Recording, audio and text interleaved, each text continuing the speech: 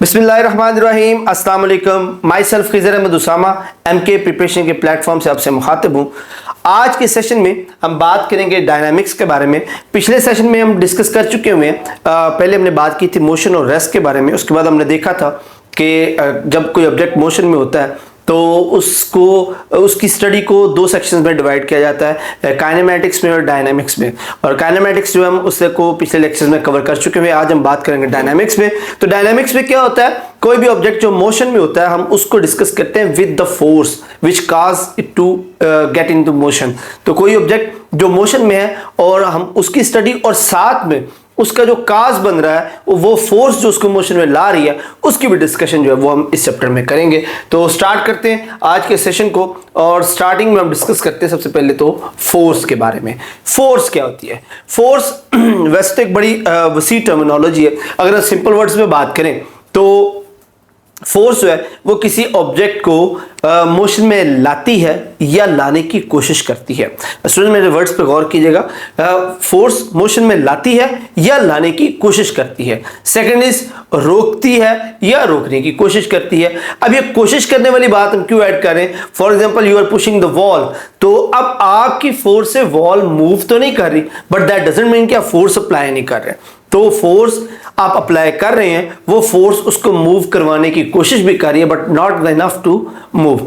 तो फोर्स जो है वो किसी ऑब्जेक्ट को या मोशन में लाती है या लाने की कोशिश करती है, रोकती है या रोकने की कोशिश करती है। And the third thing is कि वो किसी मूव करते हुए ऑब्जेक्ट की डायरेक्शन चेंज कर सकती है, उसकी डायरेक्शन को चेंज कर सकती है। तो ये एक फोर्स होती है। अब अगर कोई फोर्स जो है किसी मूव करते हुए ऑब्जेक्ट को रोकेगी या तो उसकी वेलोसिटी बिल्कुल जीरो कर देगी, वो बिल्कुल रेस्ट में आ जाएगा, या उसकी वेलोसिटी को कम करेगी। सेम इज द केस, कोई ऑब्जेक्ट किसी मोशन में ऑब्जेक्ट को लेके आएगी या पहले से मूव करते हुए ऑब्जेक्ट पे फोर्स लगाते तो वो उसको वेलोसिटी को और इंक्रीज करवा देगी। तो इसको हम फोर्स कहते हैं जो किसी भी ऑब्जेक्ट को मूव करवा सकती है। तो अब जो फोर्स है उसको भी अगर आगे हम फर्दर दो कैटेगरीज में डिवाइड करते हैं, that is contact force and non contact force. By contact force जो है इसकी भी कॉन्टैक्ट फोर्स कौन सी फोर्स होती है? ऐसी फोर्स होती है जो एक ऑब्जेक्ट दूसरे पे तब लगाता है जब वो उसके साथ इन कांटेक्ट हो। यहां पर डिफरेंस जो है वो सिर्फ कांटेक्ट का है, जिसका नाम है उसके नाम से भी जाहिर हो रहा है कि जब कोई ऑब्जेक्ट किसी दूसरे ऑब्जेक्ट के साथ कांटेक्ट में आता है तो पॉइंट ऑफ कांटेक्ट पर एक ऑब्जेक्ट अगर दूसरे ऑब्जेक्ट पर फोर्स लगाए, फॉर एग्जांपल अगर मैं इस थंब से अपने इस थंब को पुश करने की कोशिश कर रहा हूं तो मेरा राइट थंब मेरे लेफ्ट वाले थंब को जो पॉइंट ऑफ कांटेक्ट है वहां पर फोर्स लगा रहा है। तो इस तरह के फोर्स को हम कांटेक्ट फोर्स कहते हैं। अब कांटेक्ट फोर्स के आगे बहुत सारी टाइप है। First one is the frictional force.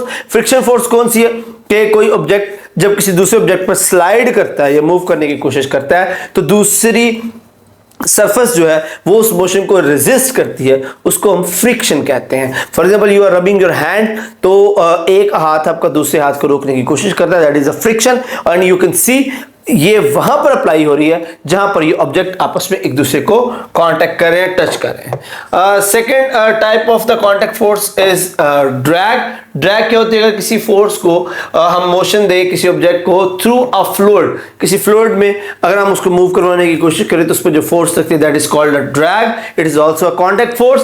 Then is thrust. अगर किसी ऑब्जेक्ट को वाटर में डिप करने की कोशिश करें तो वो वाटर उस पर एक रिवर्स फोर्स लगाता है जो उस ऑब्जेक्ट को उठाने की कोशिश करता है। आप इसके किसी हॉलो बॉल, प्लास्टिक के हॉलो बॉल को लें और उसको पानी के अंदर डिप करने की कोशिश करें तो you will feel an reactive force जो उस बॉल को ऊपर की तरफ धक्का लगाने की कोशिश करेगी, उसको हम थ्रस्ट कहते हैं। Then normal force. Normal force exert होती है जब कोई ऑब्जेक्ट किसी फॉर एग्जाम्पल कोई बुक किसी टेबल के ऊपर पड़ी हुई है तो जो बुक है उसका वेट जो है वो नीचे एक्सर्ट कर रहा है, तो उसके रिएक्शन में टेबल जो उस पर नॉर्मल फोर्स लगा रहा है उसको हम नॉर्मल फोर्स कहते हैं। उसके बाद आ जाता है एयर रेजिस्टेंस। आप किसी ऑब्जेक्ट को एयर में मूव करवाते हैं, गाड़ी है, ट्रेन है, जब वो एयर में मूव करती है तो आगे से एयर जो है उस पर फोर्स लगाते हैं जिसको हम एयर रेजिस्टेंस कहते हैं। Then tension force. आप किसी ऑब्जेक्ट को किसी धागे के साथ, किसी स्ट्रिंग या डोरी के साथ बांधते हैं तो वो स्ट्रिंग या डोरी के साथ जब कोई ऑब्जेक्ट बांधा जाता है तो उस ऑब्जेक्ट के बांधने की वजह से, उसके वेट की वजह से उसके अंदर तनाव आ जाता है, उसको हम टेंशन कहते हैं। और देन इलास्टिक फोर्स किसी ऑब्जेक्ट की वो खासियत है, जब आप उस पर फोर्स लगा के उसको डिफॉर्म करते हैं तो जब आप उस फोर्स को रिमूव करें तो वो ऑब्जेक्ट वापस अपनी ओरिजिनल शेप में आ जाए, उसको हम इलास्टिक फोर्स कहते हैं। फॉर एग्जाम्पल आप स्प्रिंग को खींचते हैं, स्प्रिंग को खींचने से स्प्रिंग डिफॉर्म हो गया, जब आप उसको रिलीज करेंगे तो वो स्प्रिंग वापस अपनी जगह पर आ जाएगा ड्यू टू इलास्टिक फोर्स। तो अब यू कैन सी इन तमाम टाइप्स के अंदर फोर्स जो है वो तब ऑब्जेक्ट पे एक्ट करती है जब एक ऑब्जेक्ट दूसरे ऑब्जेक्ट के साथ कांटेक्ट में आता है, कांटेक्ट की वजह से फोर्स आती है। तो these all are the types of the contact force. Now let's discuss the non contact force. Non contact वो फोर्सेस होती हैं कि जिसमें अगर एक ऑब्जेक्ट दूसरे ऑब्जेक्ट के कांटेक्ट में ना भी हो तब भी वो दूसरे ऑब्जेक्ट की फोर्स को फील कर सकता है। उसकी सबसे बड़ी एग्जांपल जो है that is a gravitational force. Gravitational force जो है ये एक नॉन कांटेक्ट फोर्स की सबसे बड़ी एग्जांपल है। एज यू कैन सी, अगर कोई एप्पल है वो ट्री से फॉल कर रहा है तो अब उस एप्पल के ऊपर कोई भी ऑब्जेक्ट या कोई भी बॉडी कांटेक्ट में नहीं है, ग्रेविटेशनल फोर्स उस एप्पल पर लग रही है और जमीन उससे एप्पल से अलग उसके साथ टच नहीं हो रही, इवन देन भी एप्पल जो है वो ग्रेविटी की फोर्स को फील कर रहा है, इसको हम नॉन कांटेक्ट फोर्स कहते हैं। Gravitational force can be found by this formula F = G m1 m2 r, जिसके अंदर G जो है वो ग्रेविटेशनल कांस्टेंट है, जिसकी वैल्यू जो है वो 6.6710 -11 न्यूटन मीटर पर किलोग्राम है, और r जो है वो distance between both objects and m1 and m2 is mass of first and second object. ये ऑलमोस्ट जितने भी ऑब्जेक्ट्स दुनिया में मौजूद हैं सबके सब आपस में एक दूसरे के ऊपर जो ग्रेविटेशनल फोर्स अप्लाई करते हैं। इसी फोर्स की वजह से जो जमीन है चांद के गिर्द रोटेट कर रही है, चांद जमीन के गिर्द रोटेट कर रहा है, पूरा सोलर सिस्टम जो है चांद के गिर्द रोटेट कर रहा है due to this force. Even अगर कोई ऑब्जेक्ट सरफेस ऑफ अर्थ के ऊपर भी मौजूद है तब भी वो जमीन के साथ जमीन की फोर्स को फील करता है और उस फोर्स को हम उसका वेट कहते हैं। जैसे हम सरफेस ऑफ अर्थ के ऊपर खड़े हुए तो हम पर जो जिस चीज को हम वेट कहते हैं वो असल में वो फोर्स होती है जिससे जो अर्थ है वो हमें अपनी तरफ खींच रही है। अब ये फोर्स जो है वेरी करती है with the height. As you can see in the formula this R distance between the object, ये इस पे डिपेंड करती है। तो जैसे आप हाइट वेरी करें, आप किसी ऊंची जगह पर चले जाएं, पहाड़ों पर बुलंदी पर जाएं तो ऑब्वियसली ग्रेविटेशनल फोर्स पर फर्क पड़ता है, और सेकेंडली मैस पे, ऑब्जेक्ट के मैस पे भी इस पे डिपेंड करता है। तो this is a non contact force. And then आ जाता है हमारे पास इलेक्ट्रोस्टैटिक फोर्स। ये सेकंड एग्जांपल है हमारे पास जो नॉन कांटेक्ट फोर्स की। अब इलेक्ट्रोस्टैटिक फोर्स क्या है? दो चार्ज पार्टिकल जो है वो एक दूसरे के ऊपर इलेक्ट्रोस्टैटिक फोर्स एक्सर्ट करते हैं, पॉजिटिव एंड नेगेटिव और पॉजिटिव एंड पॉजिटिव और नेगेटिव। कोई भी दो चार्ज पार्टिकल है वो आपस में रिपल्सिव या अट्रैक्टिव फोर्स जो आपस में लगाते हैं उसको हम इलेक्ट्रोस्टैटिक फोर्स कहते हैं। अब इसके अंदर भी ऑब्जेक्ट जो है वो आपस में टच नहीं होते, कांटेक्ट नहीं होते, फिर भी वो इस फोर्स को फील करते हैं। इस वजह से हम इसको नॉन कांटेक्ट फोर्स कहते हैं और ये एक लॉन्ग रेंज फोर्स है। Now third example is magnetic force. Magnetic force is also a non contact force. Magnetic materials जो है वो मेटल्स को अपनी तरफ खींचते हैं, चाहे कांटेक्ट में हो या ना हो, तो ये भी एक नॉन कांटेक्ट फोर्स है। ये एक शॉर्ट रेंज फोर्स है। उसके बाद आ जाते हैं strong and weak nuclear forces. Strong and weak nuclear forces are present in the sub atomic particles और nucleus in the nucleus of an atom, जिसके जो उसको न्यूक्लियस को बाइंड भी करके रखती हैं और उसको डिसइंटीग्रेट भी करवाती हैं। ये फोर्सेस जो हैं वो स्ट्रॉन्ग या वीक न्यूक्लियर फोर्सेस कराते हैं। ओके जी, अब हम बात करते हैं फंडामेंटल फोर्सेस की। तो चार फंडामेंटल फोर्सेस हैं जो नॉन कांटेक्ट फोर्स के हमने एग्जांपल्स पढ़ी। एक्चुअली ये चार जो फंडामेंटल फोर्सेस हैं, gravitational force, electromagnetic force, strong nuclear force and weak nuclear forces. अब वन बाय वन इसको डिस्कस करते हैं। ग्रेविटेशनल फोर्स को पिछले सेक्शन में डिटेल से डिस्कस कर चुके हुए हैं कि जमीन का पुल या यूनिवर्स में कोई भी दो ऑब्जेक्ट जो है वो एक दूसरे के ऊपर फोर्स अप्लाई करते हैं, और उसके हमने फार्मूला भी देखा और देखा कि वो मैस और उनके दरमियान डिस्टेंस पर डिपेंड करती है, उसको हम ग्रेविटेशनल फोर्स कहते हैं। उसके बाद हमारे पास इलेक्ट्रोमैग्नेटिक फोर्स है। जैसे अगर आपको हम बता चुके हैं कि जो इलेक्ट्रोमैग्नेटिक फोर्स है ये चार्ज पार्टिकल के दरमियान भी पाई जाती है। इलेक्ट्रोस्टैटिक और इलेक्ट्रोमैग्नेटिक फोर्सेस का मजमूआ है। शॉर्ट रेंज की फोर्सेस है और चार्ज पार्टिकल्स और मैग्नेटिक मटेरियल्स के दरमियान जो है ये पाई जाती हैं। उसके बाद आ जाते हैं स्ट्रॉन्ग न्यूक्लियर फोर्सेस। अब स्ट्रॉन्ग न्यूक्लियर फोर्सेस क्या है? स्ट्रॉन्ग न्यूक्लियर फोर्सेस असल में वो फोर्सेस है जो न्यूक्लियाई को इकट्ठा बाइंड करके रखती हैं। एज वी नो कि न्यूक्लियस के अंदर प्रोटॉन्स पाए जाते हैं। प्रोटॉन्स जो सेम चार्ज रखते हैं, तो सेम चार्जेस होने की वजह से एक दूसरे को रिपेल भी करते हैं। तो उस रिपल्सिव फोर्स को ओवरकम करके जो फोर्स उनको एक न्यूक्लियस के अंदर बाइंड करके रखती है, हम उसको स्ट्रॉन्ग न्यूक्लियर फोर्स कहते हैं। और ये एक शॉर्ट रेंज फोर्स है, अबाउट 10-14 मीटर की रेंज तक। अगर इससे ज़्यादा जो डिस्टेंस है वो बढ़ जाए तो ये फोर्स जो वो सीज हो जाती है।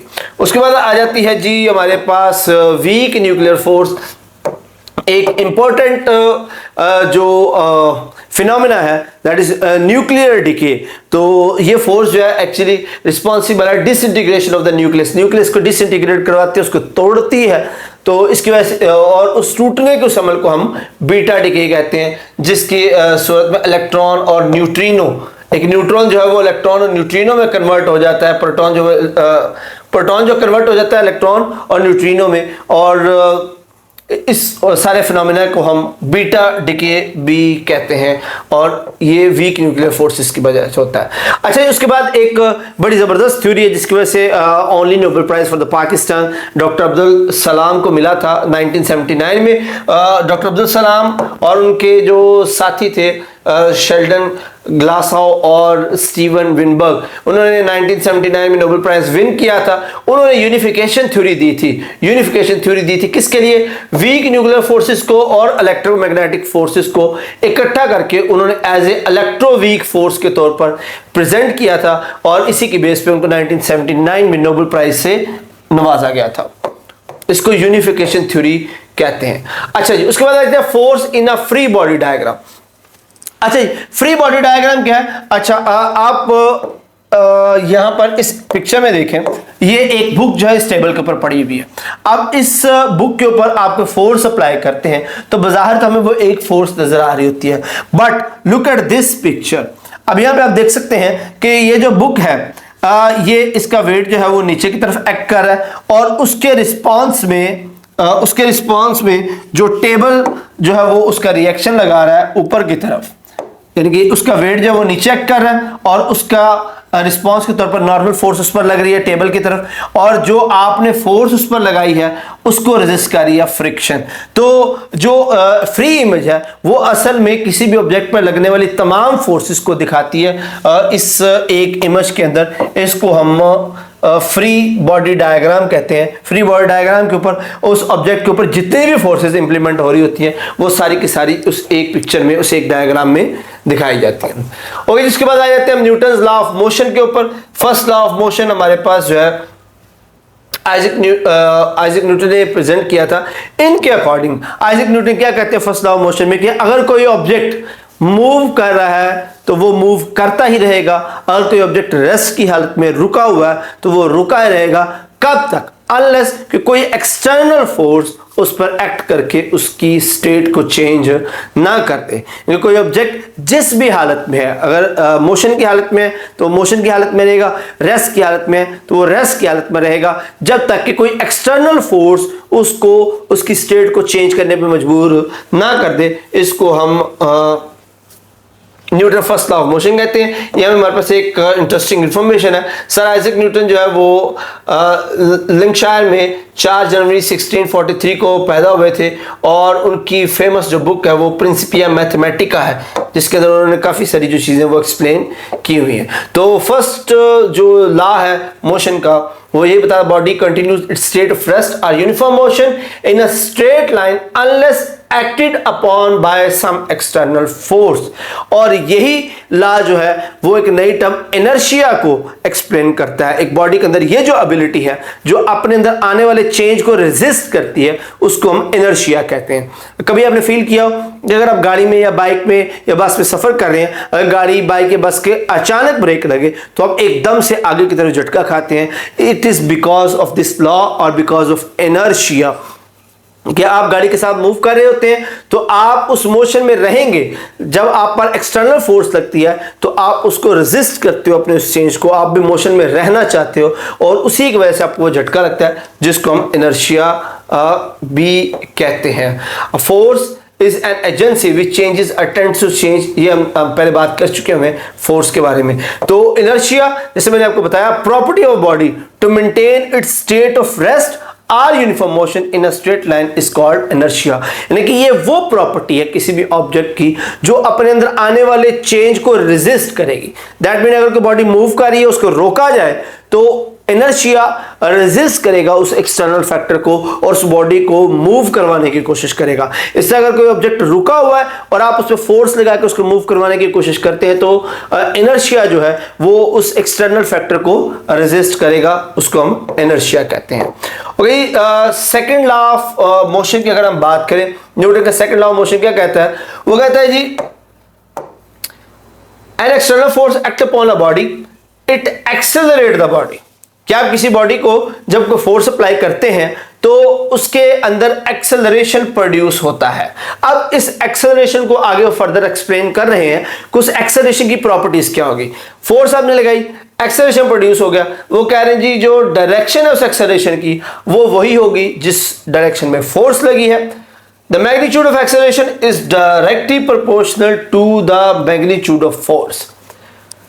फर्स्ट थिंग कि जो आपने फोर्स लगाई, एक्सेलरेशन पैदा हुआ, फर्स्ट थिंग उसकी डायरेक्शन वही होगी जिस डायरेक्शन में फोर्स होगी।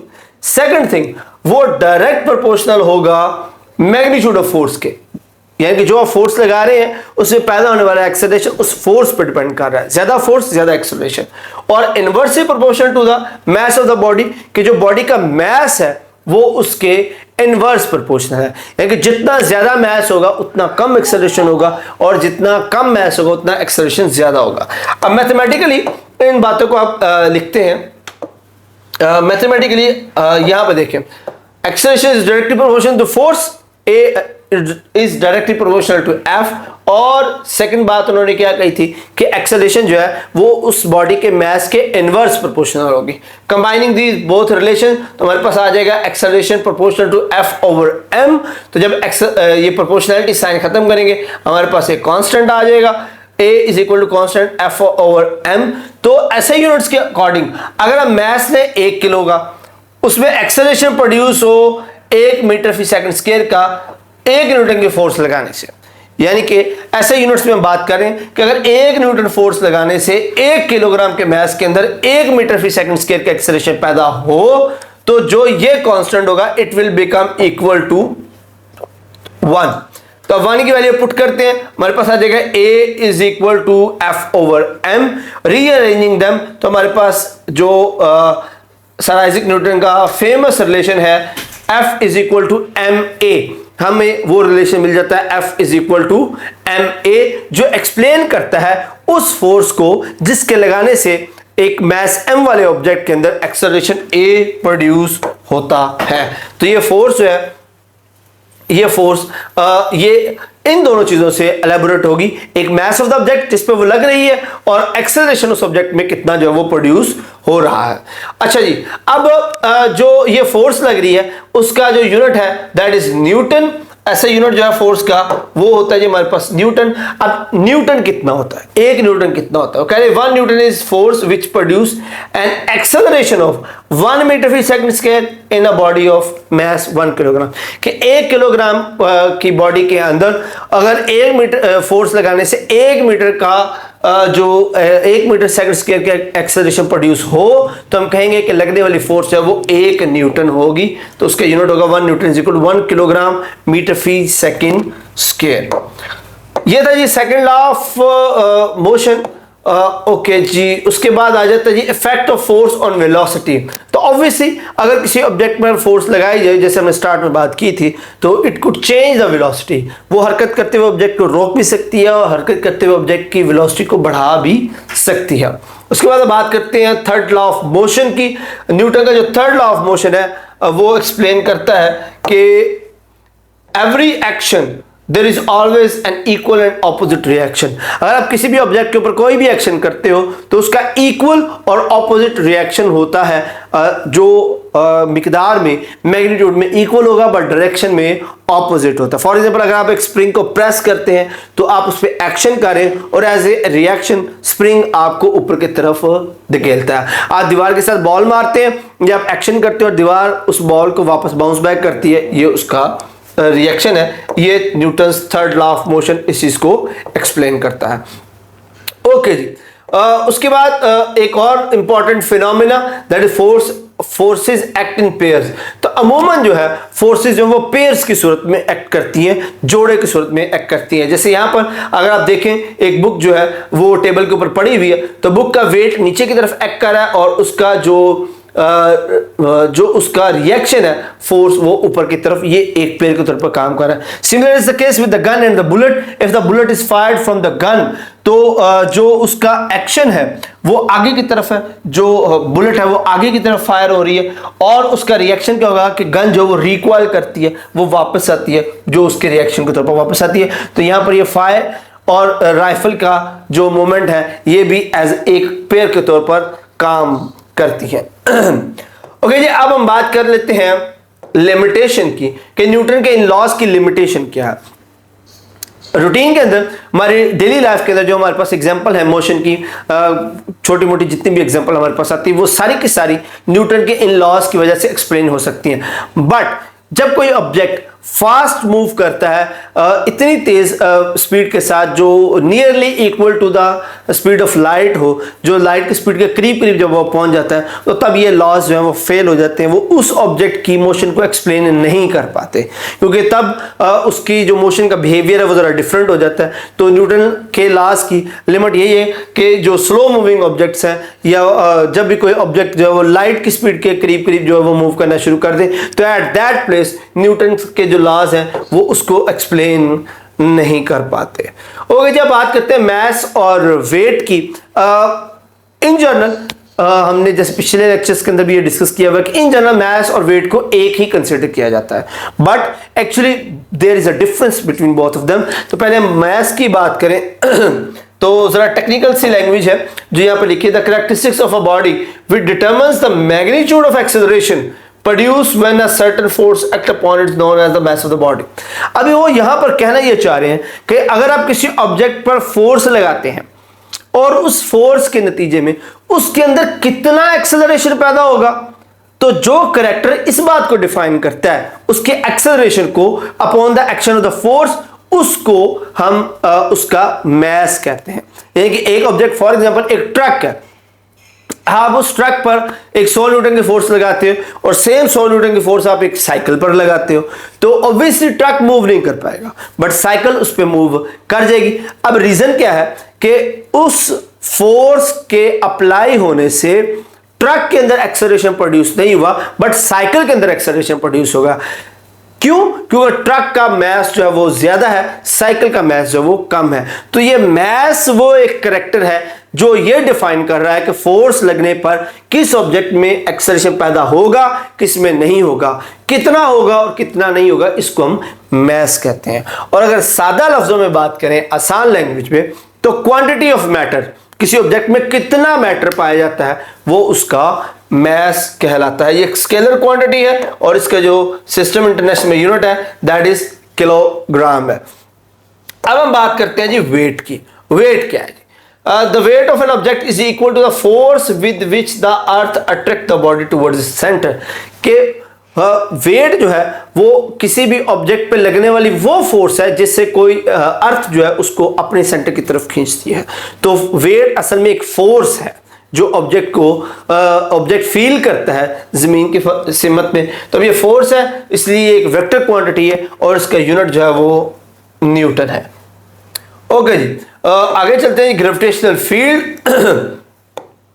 तो फील्ड, ग्रेविटेशनल फील्ड असल में किसी भी ऑब्जेक्ट के गिर्द वो एरिया है, फॉर एग्जांपल ये अर्थ है, तो अर्थ के गिर्द एक सर्टेन एरिया है जिसके अंदर कोई अगर ऑब्जेक्ट आएगा तो वो इस अर्थ का जो फोर्स है उसको फील करेगा। तो इस सारे एरिया में जिसमें कोई एक्सटर्नल ऑब्जेक्ट अर्थ के उस फील्ड को, अर्थ की उस फोर्स को महसूस करेगा, उसको हम ग्रेविटेशनल फील्ड कहते हैं। किसी भी ऑब्जेक्ट की, कोई भी ऑब्जेक्ट जो है उसके इर्द गिर्द वो एरिया जिसमें कोई एक्सटर्नल ऑब्जेक्ट उस फोर्स को फील करे, उसको हम ग्रेविटेशनल फील्ड कहते हैं।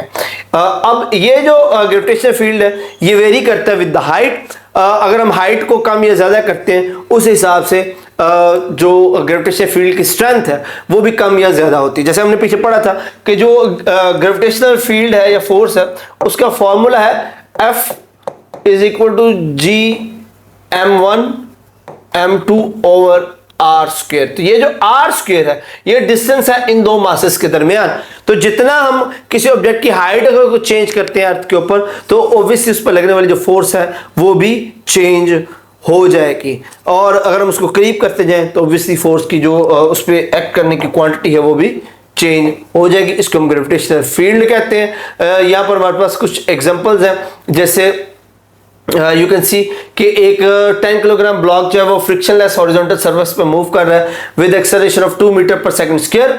तो उस पर जो फोर्स लग रही है ब्लॉक के ऊपर वो कितनी होगी?